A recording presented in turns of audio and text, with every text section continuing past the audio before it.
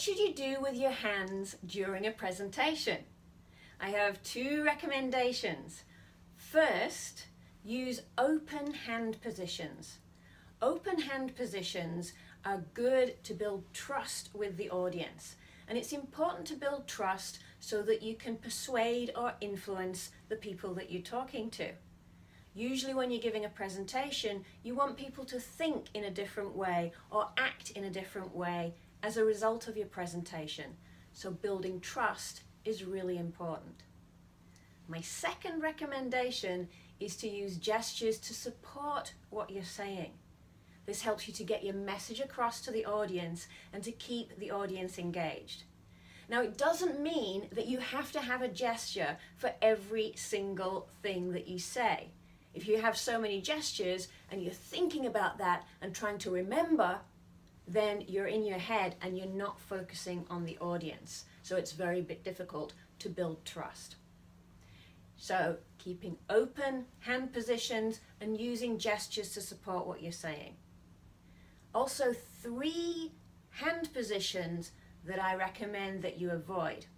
The first is the very formal Japanese hand position. So for men, it's the fist with the hand covering, and for ladies, it's the flat palms. It could be this way or this way, depending on the school of etiquette that you particularly follow. And thank you very much to Hiroko Nishide sensei for helping me out to understand these things as well. So this kind of formal Japanese hand position is great for formal situations, but in a presentation, you want to build a relationship, you want to build rapport and build trust with your audience. So if you're like this the whole time, it's very difficult to do that. You may start like this, but then quickly go into a more open position to build trust. The second position to avoid is the hands behind the back. So this comes across as maybe quite a distant or maybe even arrogant type of position.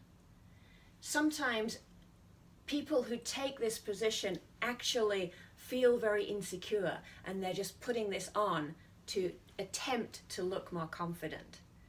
But if people have this kind of arrogant look, it's very difficult to build the trust relationship.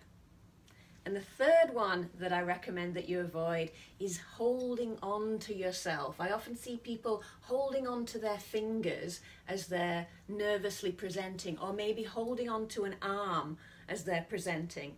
I've even seen a gentleman, I think he was presenting for about 10 minutes and he kept fiddling with his open cuff. The button was undone and he was fiddling the whole time. It was very distracting for the audience. So if you don't want to distract your audience, you don't want them to think that you're nervous or arrogant or too formal, then I recommend open hand positions and using gestures to support what you're saying. So please go out and give this a go. It comes with practice. And now it's time to close.